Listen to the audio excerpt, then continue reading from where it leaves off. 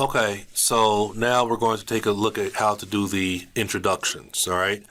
And I'm going to go through like 6 different examples of doing an introduction, and it's always the same. All right, so again, when we're doing an introduction, we have to look at a graph and basically write a sentence or 2 sentences talking about what the graph is about. Now up here, you see it says, the graph shows the number of UK commuters traveling each day by car, bus, or train between 1970 and 2030. So up there it gives us some good information about what it's about, okay, but you can't just repeat that information. You can't just copy that information, all right? Look at what's, then, so you want to look at that sentence up there in terms of what it's describing, and look at the other parts of the graph down here. It gives a number of commuters in numbers of millions. We're just looking at other information that we can use to write generally what is this line graph about. This is a line graph. It's also very important that you be more specific in terms of that.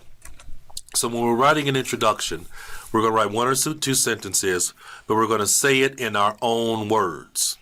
Right, we're going to say it in our own words. So you will write an introduction that looks something like this.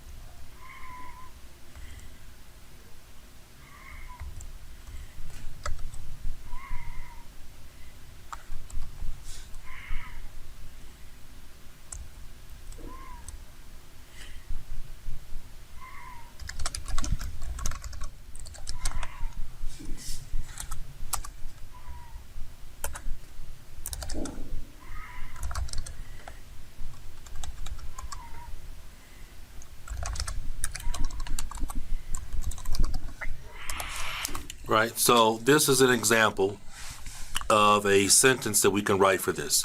As we can see, the line graph above describes how UK citizens travel using the automobile, bus, and train between the years 1970 to 2030, measured in the millions. All right, so we can see that we're saying the same thing, but we're using some different language. We're using different words, different synonyms. And this is basically what you have to do for an introduction, okay? You're describing, you're telling me what this information is, but you want to say it in your own words. Understand? You want to say it in your own words, all right? And so this is just an example of how to do that. So, all right, so let's move forward, and we're going to move to doing another example of the introduction. All right, and the way it's going to work is we're going to do several introductions, and then we're going to move and do several of the general overview, and then do several of the specific paragraphs. So you can just see the process of how to do it, and you can really understand. All right? So let's keep